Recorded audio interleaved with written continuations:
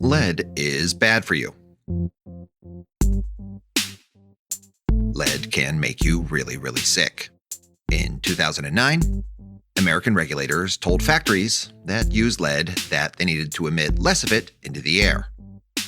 Those American companies followed the rules, complied with the new standard, and U.S. lead emissions fell. But at the same time, something was happening across the border in Mexico. Lead poisoning and health outcomes in Mexico suddenly started to get worse. And this had something to do with those new U.S. regulations, as well as international trade. This episode examines the details that connect those two events. It explains how supply chains between the U.S. and Mexico create health linkages for people in the two countries that today's environmental regulators desperately need to worry about. To do all that, I will be joined by a very special guest. Eric Verhoeven, Columbia University. Eric Verhoeven is an economics professor at Columbia University. Eric is a trade economist, and he has studied trade and companies and people in developing countries all over the world, and especially in Mexico.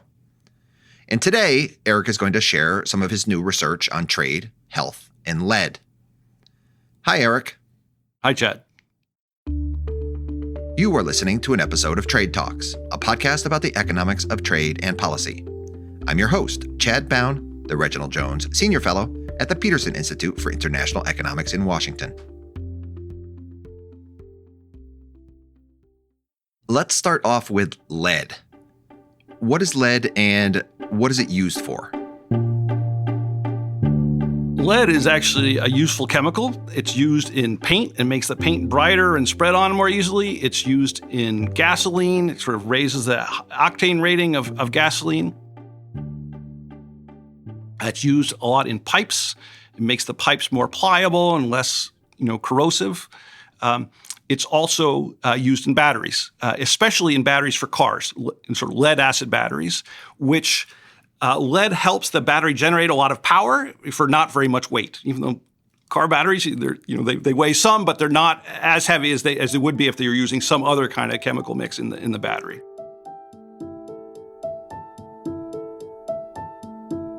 Lead batteries are those heavy rectangular blocks critical for internal combustion engine vehicles. You open the car hood to change the oil or add windshield wiper fluid, and there's the battery. Making those batteries is going to be a big part of this story. Where do those lead batteries come from? So the battery sector is almost a closed loop. Almost all car batteries are recycled. Almost all of that secondary lead, almost all of that lead that's produced by recycling batteries goes into new car batteries, goes into new lead acid batteries. In the lead car battery recycling industry, the companies take the lead out of the old batteries and transform that lead to make it useful again in a new car battery. Another part of this story involves human health. Why is ingesting lead so bad for our health? Lead has been shown to affect every organ in the human body. Essentially, it has especially toxic effects on the nervous system and on the development of brains. For that reason, it's especially bad for kids, for fetuses, and for young kids. It's been linked to IQ, sort of damages to IQ. It's been linked to learning disabilities. It's been linked to criminal behavior later in life. It's been linked to a bunch of different health outcomes.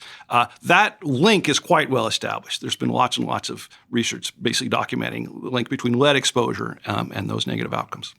You may have heard, if you're paying attention to the news, that there's still lots of talk about lead.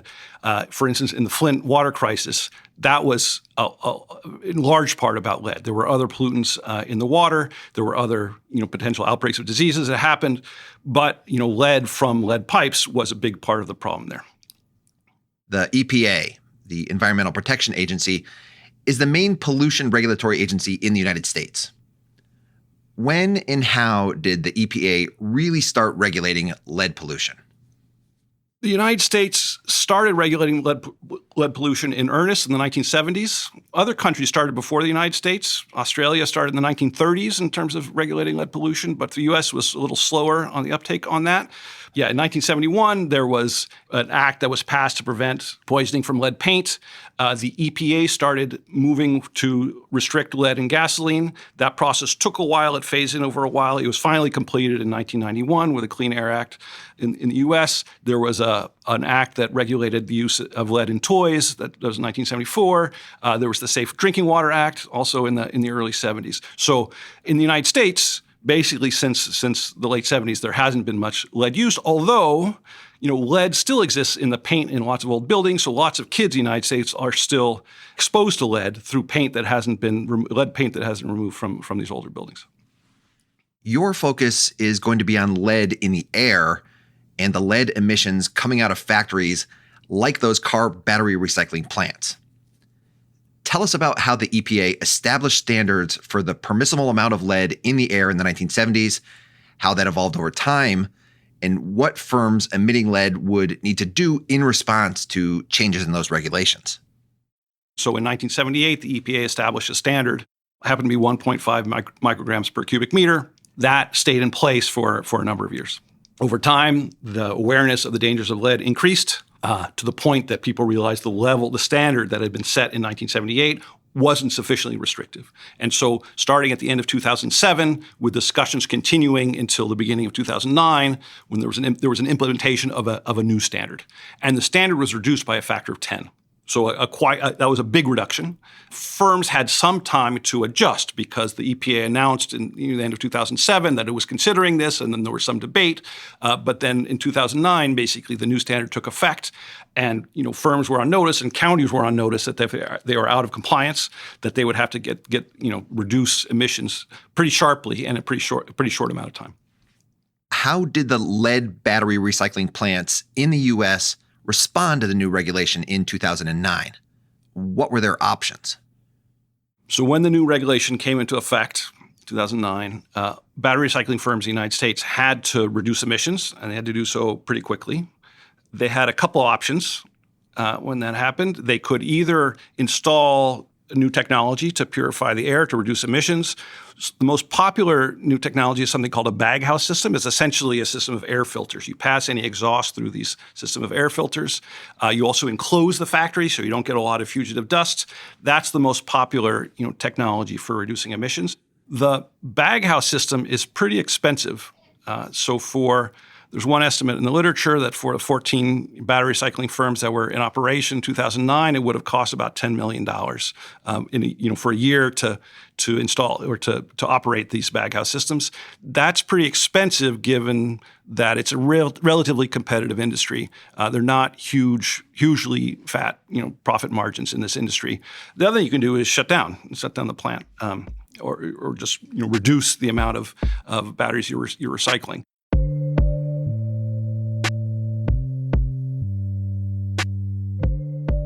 Your research examines what happened after the U.S. imposed this new regulation in 2009.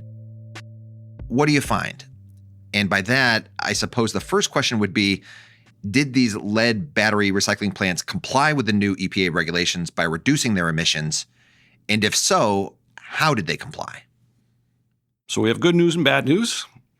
The good news is we show that compliance did increase, that firms did comply. It looks like the enforcement worked in that sense in the United States.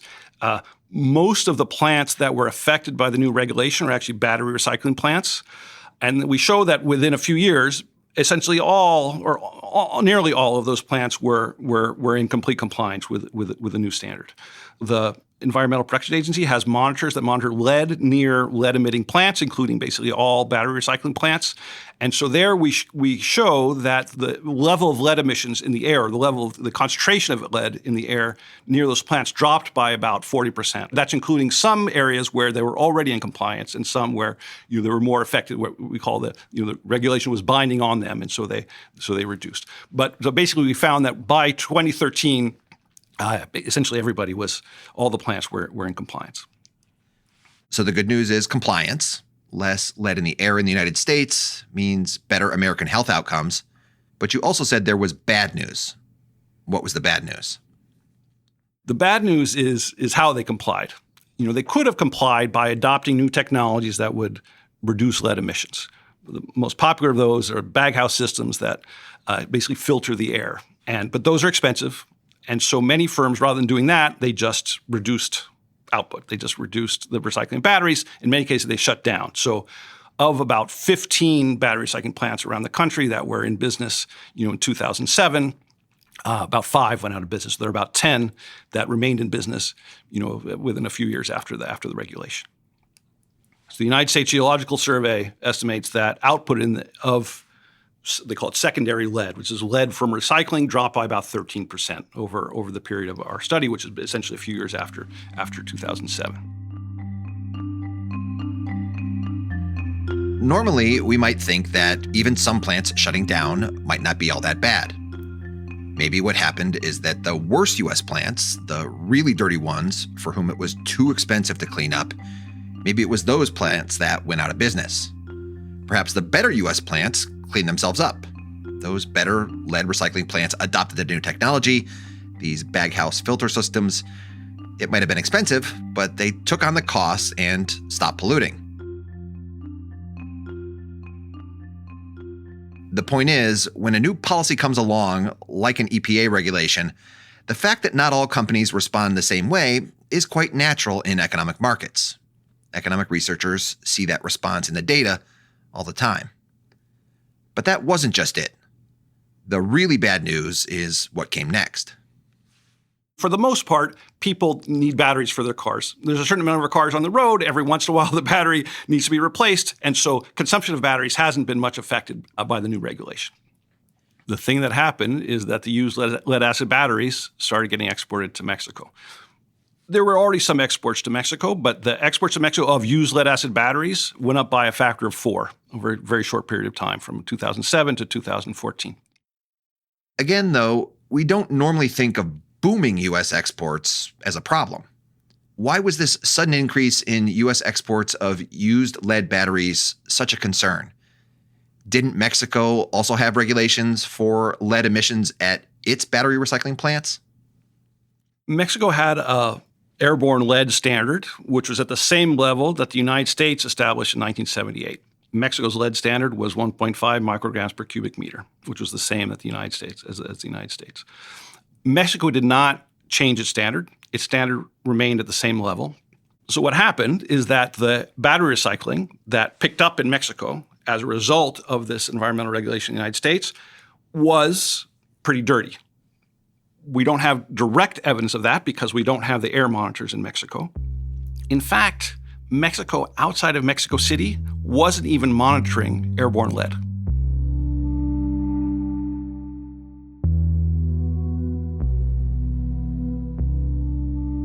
Following the new U.S. regulation, some American plants shut down, and the United States started exporting massive amounts of used lead batteries to Mexico to be recycled there instead. But here's the problem. Mexico did have regulations for airborne lead emissions, but Mexico's regulations were only at that old 1978 standard. The new worry was that the flood of imports from the United States would increase the amount of lead in Mexico's air. Because Mexico doesn't have lead emissions data, what other indirect techniques did you use to look at whether the situation in Mexico was getting worse? So we see output in the Mexican battery plants increase significantly, much more than other detailed industries in the primary metal sector. So in the Mexican industrial census data, which you can observe every 5 years, 2008, 2013, we can see battery recycling plants. And so it's confidential, but working with the Mexican Statistical Agency, we're able to establish that the output, in terms of lead output of those battery recycling plants, shot up relative to other sectors, detailed sectors in the same broad industry category. So relative to the production of other primary metals, the production of secondary lead through battery recycling is just a huge outlier. Mexico was producing a lot more lead battery output because it was now receiving a flood of used battery inputs from the new imports arriving from the United States. What did Mexican regulators know at this time about the emissions at the battery plants in Mexico? In Mexico, they did not have good monitoring of airborne lead. Outside of Mexico City, there was not a system of air monitors tracking how much lead there was. In all likelihood, many of the battery recycling plants in Mexico were not in conformity with the existing standard, which was the same standard that the U.S. established in 1978. So they're dirty already. And essentially what's happening is now with all these exports of used batteries from the United States into Mexico, they're just being processed. So those existing battery recycling plants are just ramping up their operations in the dirty way that they'd already been recycling batteries before. Again, there's a mix. There's going to be some plants in Mexico that are a little bit cleaner and some that are a little bit dirtier. But for the most part, there's not a lot of enforcement in Mexico. And so, when you're expanding production in Mexico, which we show is what happened, that's likely to increase, lead emissions in Mexico. Is there evidence out there from other sources about lead emissions being a problem in Mexico? Since our paper came out, there's been an interesting study where an NGO called Occupational Knowledge International has gone and taken soil samples from nearby some battery recycling plants, and they find that they're many times the acceptable standard, even the Mexican standard. So after the fact, they've corroborated our findings and actually, corroborated earlier findings by the same NGO saying that this is an issue, that there's lead is being emitted. One concern is that lead emissions in Mexico were going up. But the really big worry is that this pollution was hurting human health. How do you examine the health impact of this increase in lead pollution? What health outcome in Mexico do you look at? The health outcome we're going to focus on is birth weight. Birth weight, it's very well measured. It responds quickly to environmental shocks. In that sense, we're going to be able to pick it up quickly. Extensive research has shown that lead exposure, especially airborne lead exposure, affects fetal health, and so it's likely to affect birth weight. The data are very good. We can see births in birth certificate data in Mexico, which is public, which we have access to, and in the hospital discharge records from hospitals in Mexico run by the Ministry of Health. We compare birth outcomes, birth weight outcomes, for mothers who live within 2 miles of a battery recycling plant, and we compare them to mothers who live between 2 and 4 miles, so just a little bit farther away. We can do that even within a given hospital. So we can compare, in a given hospital, we can compare moms who live near the plant versus to moms who don't. What do you find? We find, so the average incidence of low birth weight, by which I mean below 2.5 kilograms, the average incidence of low birth weight is about 9.5%. And living near a battery plant is associated with a 2% increase. So from 9.5% to 11.5% increase in the incidence of low birth weight. That's very big, already very big, and that's for averaging all types of hospitals. When we look by hospital type, so when we compare the births in Ministry of Health hospitals, which tend to serve the poorest segment of the population in Mexico, to hospitals in the Social Security system, which tend to serve kind of middle-income people, to private hospitals, which tend to serve the rich, we only find an effect in the Ministry of Health hospitals. In the Ministry of Health hospitals, we find a much bigger effect. So we find on a base of about 12%, 12.8% incidence of low birth weight, that increases by 4.8%. So it goes from about 13% to about 18% incidence of low birth weight. Just concentrated in those hospitals. And basically, we don't find any effect in the Social Security hospitals or in the private hospitals, which tend to serve more advantaged segments of the population. So this effect that we find that's concentrated in the hospitals serving the poorest mothers, that's much larger in those hospitals, that's consistent with research in lots of other places, including the United States. It's quite common to find that, the burden of environmental hazards is disproportionately borne by the poor. There's a whole literature on environmental justice, which is essentially making that point, that the environmental hazards, it's really the poor that suffer. We're finding that our results are very consistent with that view.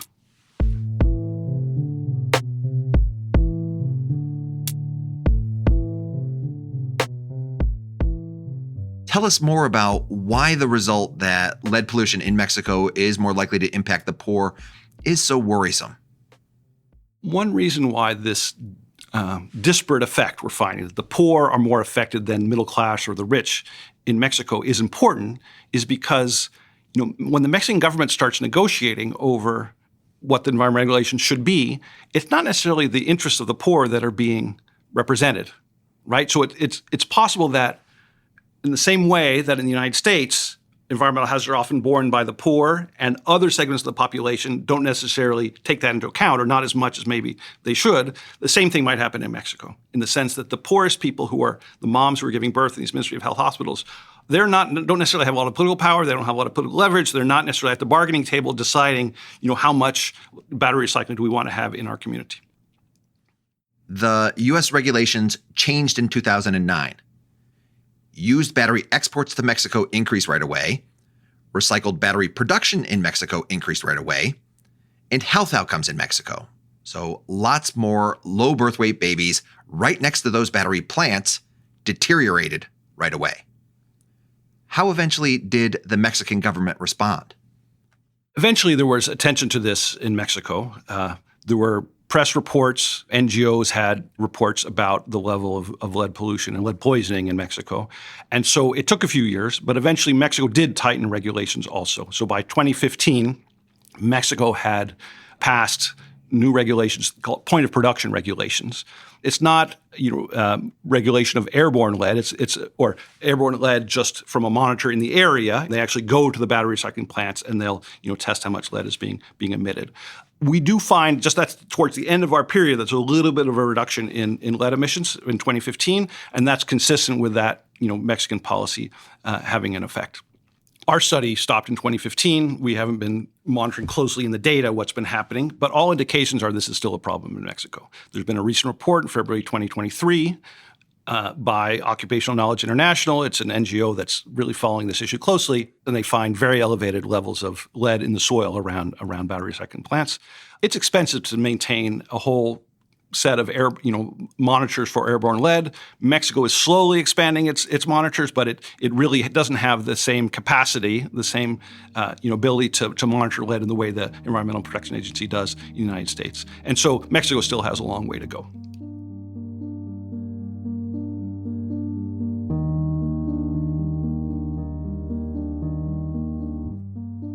These results you find are amazing, but they're also stunning because they are very different from what researchers have typically found when looking for evidence of this phenomenon, what is referred to as the pollution haven hypothesis. The theory has always been that when countries open up to trade, the ability to trade creates new incentives for dirty, polluting industries to leave countries with high environmental standards and tough regulators like the EPA, maybe through foreign direct investment or FDI, and move to another country with weaker environmental regulations. How did the earlier literature tend to investigate this pollution haven hypothesis? So the literature has generally focused on one country at a time, like using U.S. data, looking at whether environmental regulation leads to, say, more outgoing FDI or, say, more imports of the good that might be produced under dirty conditions. There have been relatively few studies that have tied north to south directly, right? And they say not just, are you seeing more outgoing FDI, but are you seeing more outgoing FDI to poor countries with weaker regulations? There have been relatively few of those, and the studies that have focused on that have typically not found much of, that the displaced production is going especially to poor countries, right? So there has been findings that there's more outgoing FDI, there's more imports of those products, but not specifically to developing countries with weaker regulations. So it's often interpreted that there's not really a pollution haven effect. There's some displacement effect of regulation, but not necessarily toward developing countries. I think a contribution of our paper is to show actually in this industry that we can document very well, partly for data reasons. The data environment is rich. We can track these used lead acid batteries going across the border. But we can document well that there really is a pollution haven effect in the battery recycling industry. And that seems important because in the policy world, there's this general sense that this is not a big issue. The World Bank put out the World Development Report in 2020 where it said this is nothing to worry about. This is not a big deal. There's not really pollution haven effects. We're showing, at least in this industry that we understand well, where we can measure things well, it is a big deal. If I asked for your advice, where do you think researchers should look next? We'd love to see a bunch of other studies trying to look similarly at displacement effects from north to south, where you can actually track what's happening in the industry in the United States, then or some other rich country, and then follow the inputs as they're transferring across borders, and then look at what's happening in the developing country where it's going. I suspect we're going to find pollution haven effects in a bunch of sectors as well. That's a hypothesis. That's a conjecture. It's not proof yet. I would like to see more research doing that, and but I suspect that we're going to find that this is not an isolated phenomenon.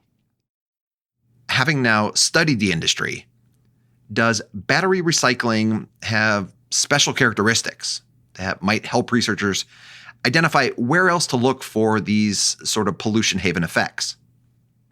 It's possible that battery recycling is kind of special in the sense that it's a pretty dirty industry. It has relatively high abatement costs. Adopting these baghouse systems costs a lot of money in order to reduce lead emissions. And at the same time, it's pretty mobile in the sense that the inputs are easily shipped. They'll use lead acid batteries. It's not hard to ship them. The lead itself, once it's been extracted from the lead acid batteries, is not that hard to ship. The new batteries, once they're produced, are not that hard to ship. And so it's the industry is pretty mobile in that sense. And it's possible that that's why we're finding these pollution haven effects in this industry where other people looking at a more macro and aggregate level have not really found them.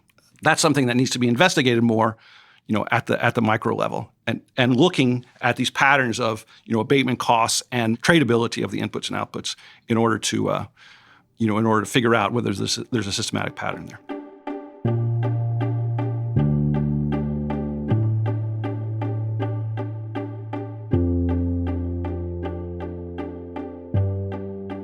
And I want to go back to policy.